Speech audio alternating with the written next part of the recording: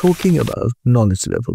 দুইজন friend leg workout করছিল, squad বারে অনেক ওয়েট, সবকিছু পাউন্ডে। তো প্রথম যে ব্যক্তি সে লিফট করবে, দ্বিতীয় ব্যক্তি যে স্পটা সে ওই যে পাউন্ডের ওজনগুলো সেগুলো কেজিতে কনভার্ট করার চেষ্টা দিচ্ছিল। আর third person came in without being invited. সে বলল, আমি জানি, আমি আপনাদেরকে বলে দেবো কেজিতে কত হবে। হি অ্যাডেড ইন কনফিডেন্স যে আমি আমেরিকাতে ছিলাম, আমি পাউন্ড ভালোই বুঝি, ভালোই জানি। সে এটা বেশ অহংকারের সাথে বলল।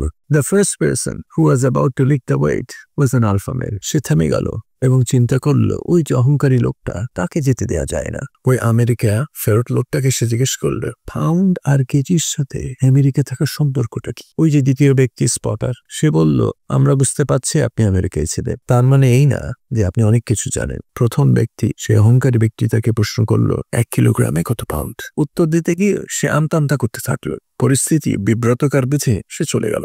আমি আশা করি সে কিছু শিখবে। আমি প্রায় দেখি কিছু মানুষ বেশ তর্কবাগীশ, প্রায় পার্সোনাল অ্যাটাক করে, অথচ তাদের নিজেরাই সেই বিষয়ে ভালো জ্ঞান রাখে না। সেই বিষয়ে তাদের পড়াশোনাও নেই, কাজের অভিজ্ঞতাও নাই, শুধু তর্ক। এই যে আত্মগরিমা, এটা আপনার ভবিষ্যতে উন্নতির পথে বাধা সৃষ্টি করে। অন্যরা কিন্তু ঠিকই বুঝতে পারছে যে খালি কলস বাজে বেশি। শুধুমাত্র আপনার অহংকার, এই সব জানতার সংশেষ, এই মনোভাব আপনাকে বুঝতে দেয় না যে অন্যরা চিন্তা করছে আপনি সস্তা আর আপনি হাস্যকর।